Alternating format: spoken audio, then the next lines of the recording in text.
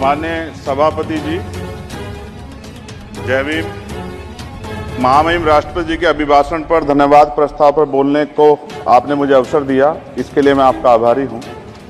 सभापति महोदय, सर्वप्रथम मैं बहुजन समाज में जन्मे सभी संतों, गुरुओं, महान पुरुषों को नमन करता हूं, जिनमें महात्मा ज्योतिबा फूले, डॉक्टर बाबा साहब अम्बेडकर और मान्यवर काशीराम साहब को मैं याद भी करता हूं आज के दिन पर। साथ साथ नगीना की महान जनता और भीम आर्मी और हमारी पार्टी आज़ाद समाज पार्टी काशीराम के साथियों का भी धन्यवाद करता हूं। इसके बाद अपने कुल गुरु जगत गुरु सदगुरु रविदास जी महाराज को भी मैं नमन करता हूं, जिन्होंने दुनिया को लगभग 600 साल पहले बेगमपुरा शहर के रूप में दुनिया का सबसे महान लोकतांत्रिक दर्शन दिया। अध्यक्ष महोदय, माननीय सभापति जी, 14 अगस्त 1947 को ये देश अंग्रेजों के अधीन था।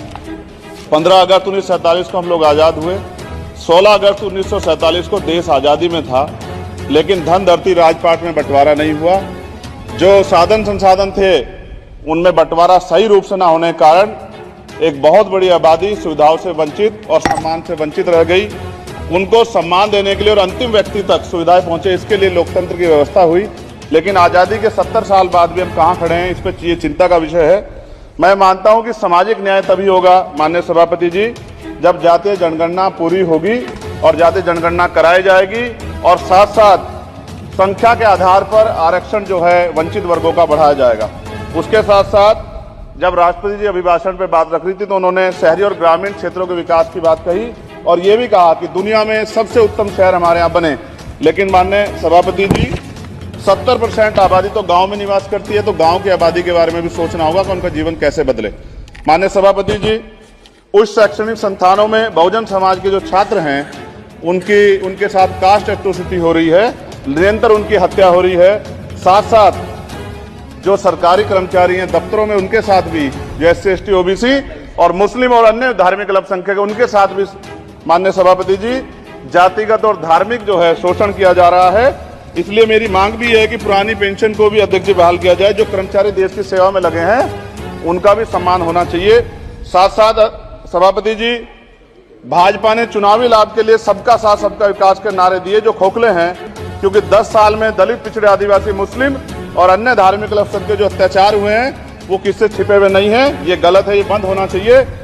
सभापति महोदय जी, महामहिम राष्ट्रपति जी के अभिभाषण में निजी क्षेत्रों में SC ST OBC को रिजर्वेशन देने का कोई उल्लेख नहीं हुआ है, जो कि आज चर्चा का विषय, क्योंकि 98% प्राइवेट सेक्टर है, 2% सरकारी सेक्टर है, तो 98% प्राइवेट सेक्टर में भी हमारी हिस्सेदारी की बात होनी चाहिए। माननीय सभापति जी, आशा कार्यकर्ताओं, आंगनबाड़ी वर्करों, भोजन माताओं के वेतन वृद्धि पे भी कोई उल्लेख नहीं हुआ है, वो भी अभी नंगे, उन पर भी सोचना पड़ेगा।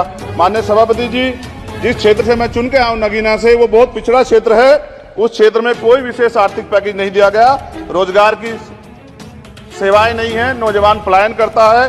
IIT, IIM, एम्स, केंद्रीय विद्यालय आदि शिक्षा में और चिकित्सा संस्थानों की स्थापना होनी चाहिए, जो कि नहीं है। और माननीय सभापति जी, मानसून सत्र आ गया है, मेरा क्षेत्र बाढ़ से बहुत प्रभावित है, इसलिए मैं आपसे आग्रह करूंगा कि वहां के लोगों को बाढ़ से निजात दिलाई जाए।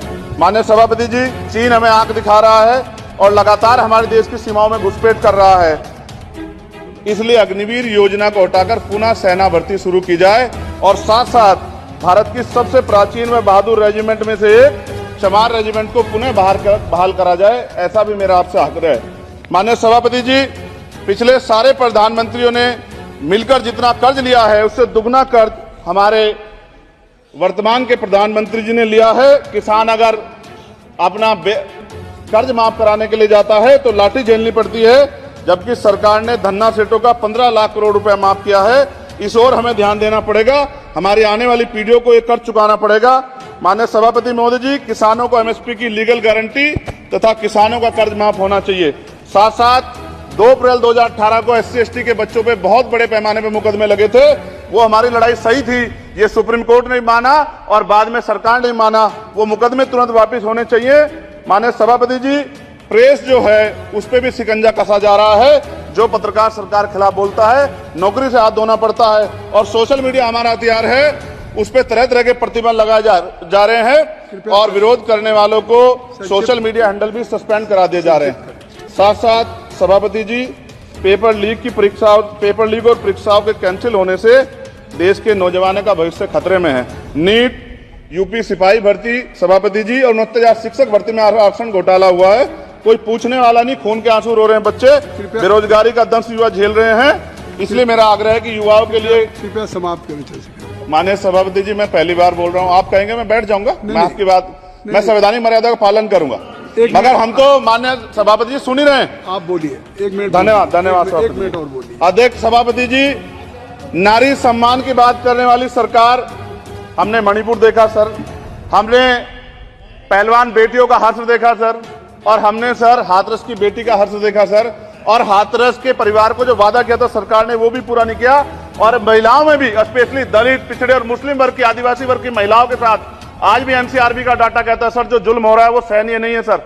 साथ साथ कोविड में तैरती, हमने कोविड में बहुत सुना सर, कोविड में तैरती लाशें भी गंगा में हमने देखी है सर, और मजदूरों का हाल भी हमने देखा है। सभापति जी, मैं समाप्त कर रहा हूं। नोटबंदी पे छोटे मजले उद्योग की जो कमर टूटी वो भी हमने देखी है। सभापति जी, शैक्षणिक संस्थानों, विश्वविद्यालयों में, चिकित्सा संस्थानों में ओबीसी एसटी के योग्य अभ्यर्थी को एनएफएस करके जिस तरह निकाला जा रहा है, लेटरल एंट्री करके जिस तरह हमारे रास्ते बंद किए जा रहे, ये भी हम देख रहे हैं सभापति जी। साथ साथ मेरा ये कहना है सर, ये सबका इशू है कि प्राइवेट कर्मचारी सर और सरकारी भी कई जगह पे 8 से ज्यादा घंटों से काम करते हैं, और उनको जो सर उचित वेतन भी नहीं मिलता, तो न्यूनतम वेतन 20,000 रुपए तय हो और 24 घंटे की ड्यूटी। उदाहरण के तौर पे यूपी पुलिस सर बहुत पूरा काम करते हैं वो लोग, वो राज्य के विषय हैं। आप सर मैं आपके राज्य सरकार के लिए भी आपके संज्ञान में डाल रहा हूँ विषय सर, पुलिस सब जगह है सर, लेकिन सवाल ये है सर, बहुत पसीना बातें हैं, 8 घंटे की ड्यूटी और वेतन विसंगति, वोटर स्कीम से उनको जो बाहर किया जाए। माननीय सभापति जी, 1 मिनट चाहिए सभापति जी। राष्ट्रपति जी ने धर्म के बारे में बात की थी, राम मंदिर से पहले हमारे गुरुघर तुगलकाबाद का फैसला आया था राष्ट्रपति जी, वो सभापति जी अभी तक दिल्ली में स्थित सदगुरु रविदास जी महाराज का गुरुघर नहीं बना। साथ साथ सभापति जी, अपनी बात को खत्म करते हुए मैं आपसे कहना चाहता हूं कि जितना देश दूसरों का है सर, इतना हमारा भी है। हम मरने के लिए पैदा नहीं हुए, जो चाहता है हमारी हत्या कर देता है। मूछें रखने पे, घोड़ी पे बैठने पे, मटकी छूने पे हमारी हत्या हो रही है। क्या बदला है सर? 70 साल बाद भी दलित, पिछड़े, मुसलमानों पे हिंसा नहीं रुक रही है सर। मेरा आपसे संरक्षण के साथ ये आग्रह है कि इन घटनाओं को रोका जाए, और देश किसी की बपोती नहीं है, देश संविधान से चलता है सर, और संविधान से चलेगा। संविधान छेड़खानी बर्दाश्त नहीं की जाएगी सर।